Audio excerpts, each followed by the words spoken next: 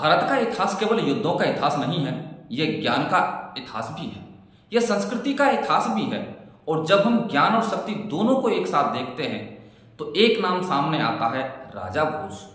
लेकिन राजा भोज को समझने के लिए हमें पहले समझना होगा उस वंश को जिससे वे जुड़े थे, परमार वंश। परमार वंश की उत्पत्ति के बारे में दो प्रमुख धारणाएं मिलती हैं। पहली परंपरागत, इसके अनुसार परमार वंश अग्निकुल राजपूतों में से एक माना जाता है, यानी माउंट आबू के अग्निकुंड से उत्पन्न 4 वंशों में एक वंश था परमार। दूसरी धारणा है इतिहासकारों की है, उनके अनुसार परमार वंश मध्य भारत के स्थानीय शासकों से विकसित हुआ। धीरे धीरे इन शासकों ने अपनी शक्ति स्थापित की और मालवा क्षेत्र पर अधिकार किया।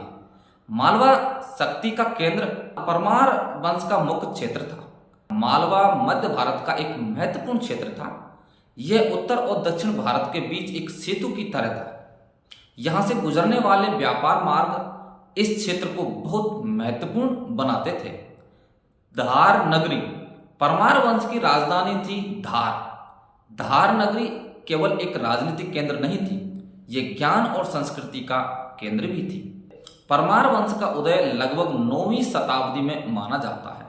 धीरे धीरे इस वंश ने मालवा में अपनी शक्ति स्थापित की। उन्होंने अपने आसपास के क्षेत्रों पर नियंत्रण स्थापित की और जल्द ही परमार वंश मध्य भारत की एक बड़ी शक्ति बन गया। राजा भोज एक महान शासक परमार वंश का सबसे प्रसिद्ध नाम है। राजा भोज सिर्फ एक राजा नहीं थे, वे एक विद्वान थे, एक लेखक थे, एक वास्तुकार थे। इतिहास में बहुत कम ऐसे शासक हुए हैं जो युद्ध और ज्ञान दोनों में समान रूप से महान हो।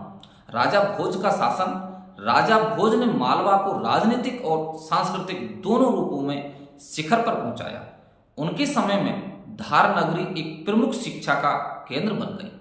कहा जाता है कि राजा भोज ने कई ग्रंथों की रचना की। भोजशाला, धार में स्थित भोजशाला राजा भोज के समय का एक महत्वपूर्ण केंद्र माना जाता है। यह स्थान शिक्षा और संस्कृति का प्रतीक था। स्थापत्य और निर्माण, राजा भोज ने कई मंदिरों और जल संरचनाओं का निर्माण कराया। भोजपुर का शिव मंदिर उनकी स्थापत्य कला का एक अद्भुत उदाहरण है। यह मंदिर आज भी अधूरा है, लेकिन इसकी भव्यता राजा भोज की दृष्टि को दर्शाती है। ज्ञान और विज्ञान, राजा भोज ज्ञान के संरक्षक थे। उनके नाम से जुड़े ग्रंथ वास्तुशास्त्र, आयुर्वेद और साहित्य से संबंधित हैं। हालांकि सभी ग्रंथों का प्रत्यक्ष प्रमाण नहीं मिलता, लेकिन परंपरा में उनका ज्ञान अत्यंत महत्वपूर्ण माना जाता है।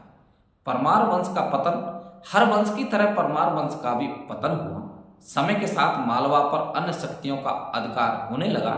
दिल्ली सल्तनत के उदय के बाद परमार शक्ति कमजोर पड़ गई। परमार वंश की विरासत, परमार वंश की सबसे बड़ी विरासत है ज्ञान, संस्कृति और संतुलित शासन। राजा भोज का नाम आज भी भारत के महान शासकों में लिया जाता है।